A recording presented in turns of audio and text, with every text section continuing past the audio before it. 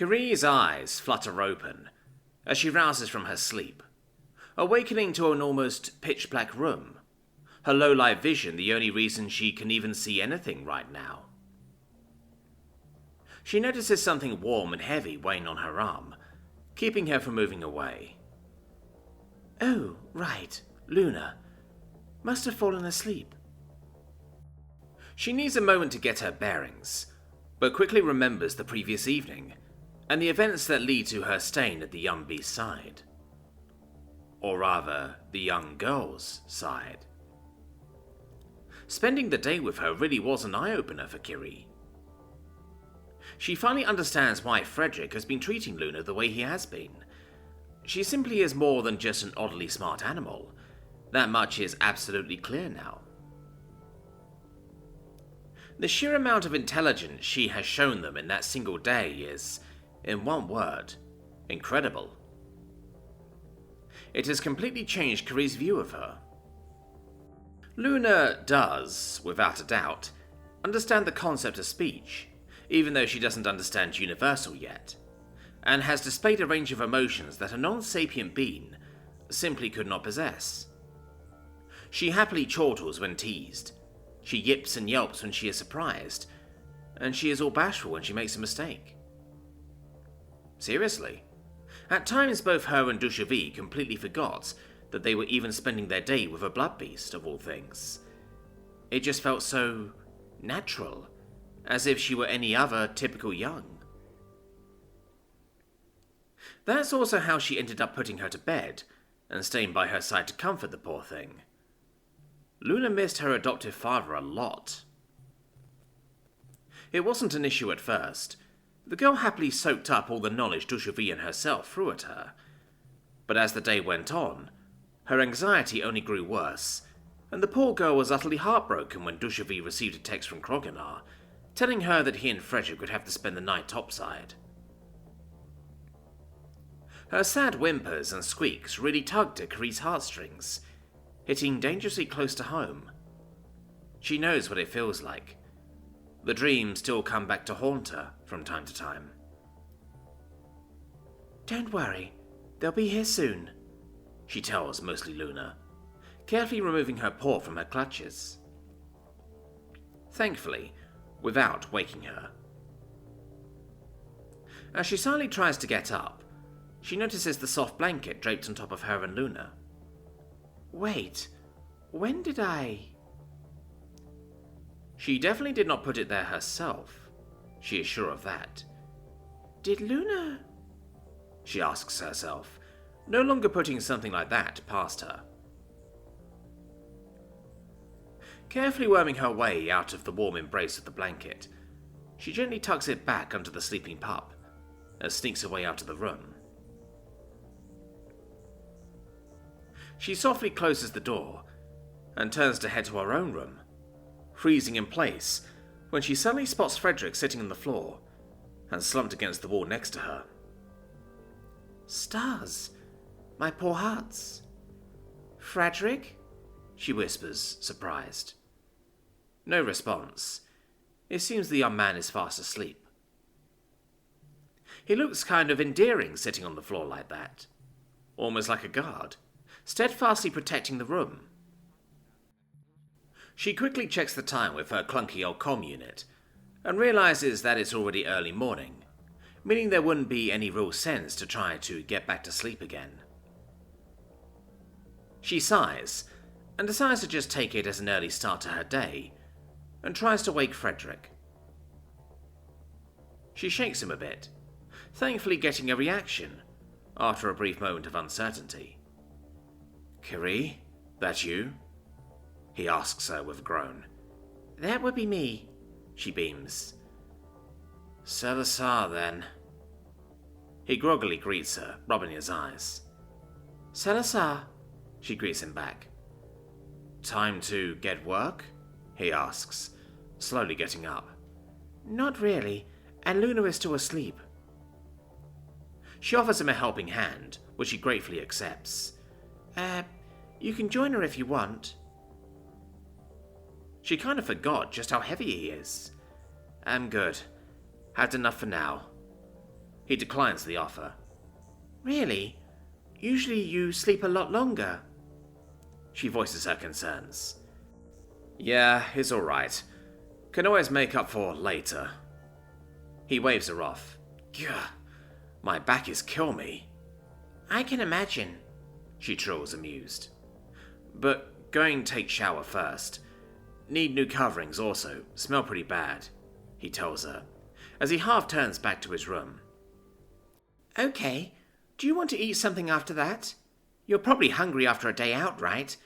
I'm going to make something for myself anyways, so I can just make a bit more for you, she offers. That is best thing here today, he tells her honestly, with a thankful smile. It's the first thing you heard today, she teases him. Not wrong, he shrugs. See you soon.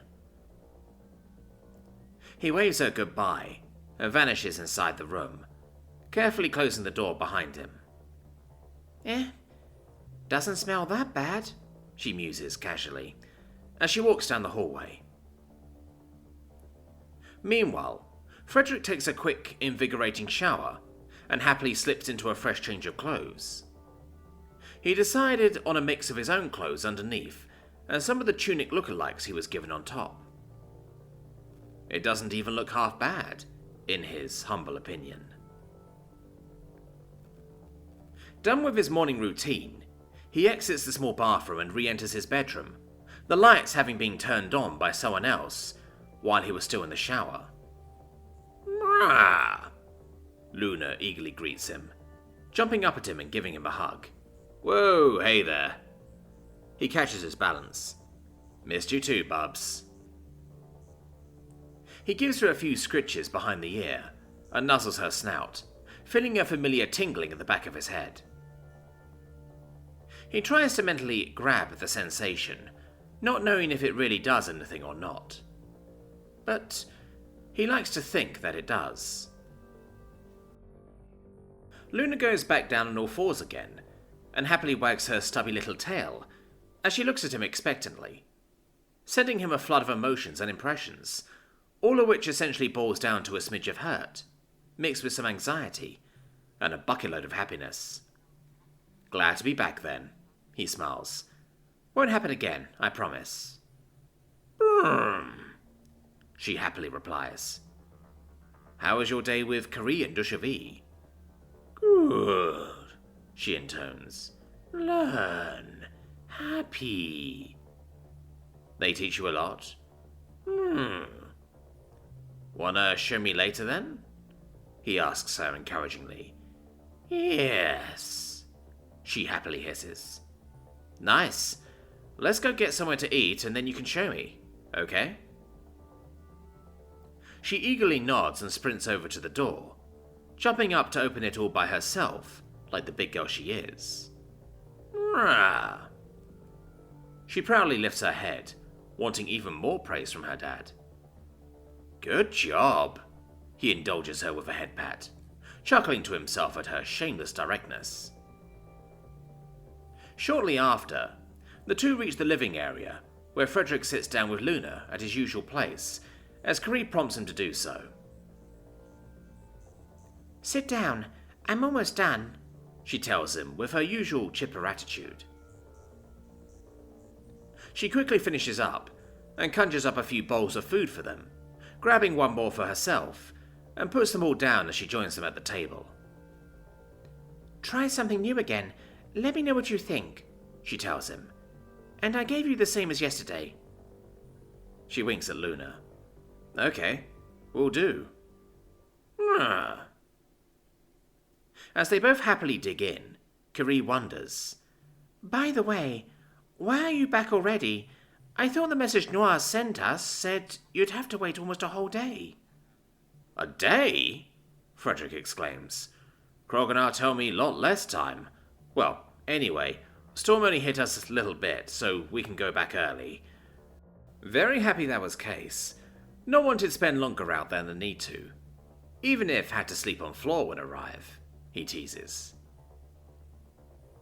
Kari's ears flick in embarrassment, and she quickly scrambles to apologize. "Stars, I completely forgot. I'm so sorry. I... It's all right.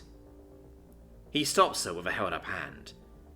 Not like I'm not able to just wake you and tell to go. Right. She sighs, relieved. Wait, why didn't he? Why didn't you? She asks him, after taking a bite herself. Frederick looks a bit embarrassed at the question. I think you two look cute, and not want to wake you up, so I take blanket and give you, you know. Not want you be cold. Oh, that was you?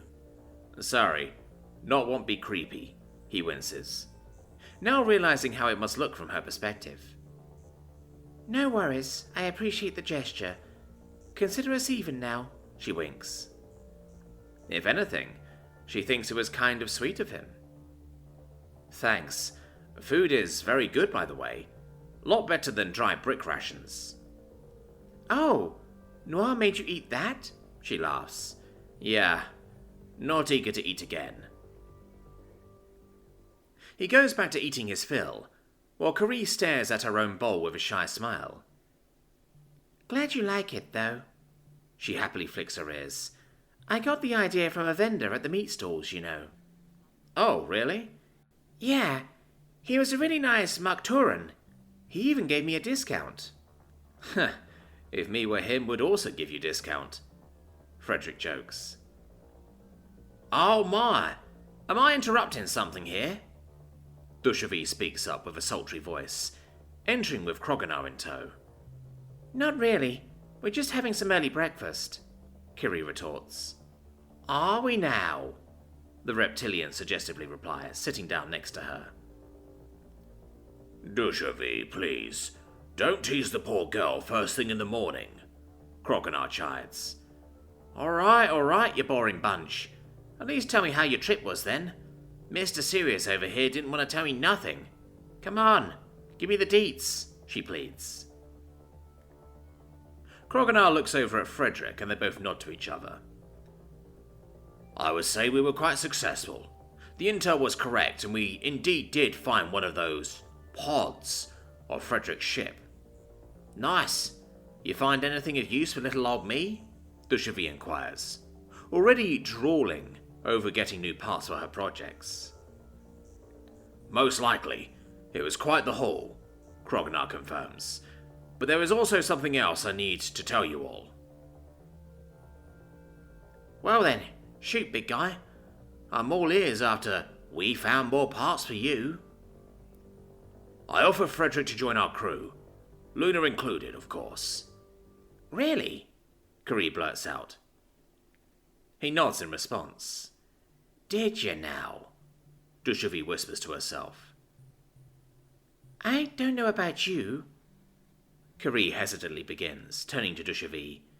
But I would very much like them to join. She timidly voices her opinion. The female reptilian smiles a big, toothy grin at that, side-hugging Carrie. Well, how can I say no if my little sis has been so adamant about it? She teasingly pats her head. Hey! Carrie defends herself, smoothing her fur over. Heh, Dushavy cackles. I say aye to them joining us. Can't wait to see what more you've got in store for us, softy. She shoots Frederick a glance. I know I've maybe grown a little fond of your little demon, you know. Couldn't bring it past my poor heart to see her go now. Thanks. Come on, take that stick out of your ass. You're part of the crew now. Am I right, big boss man? It certainly seems like it, Kroganar agrees. Frederick, your answer? Oh, shit. Completely forgot to ask her. Hey, Bubs, do you want to join these guys? He asks her, whispering in English. Rah! She agrees, without hesitation, seemingly just as eager as him. Frederick looks back up at everyone. We agree join. A decision has been made then. Frederick, Luna, you two are hereby official members of our crew, Kroganar declares. Frederick can't hold back his grin anymore after that. As of now, he is a member of an actual real crew of alien space travelers in a different solar system. How cool is that?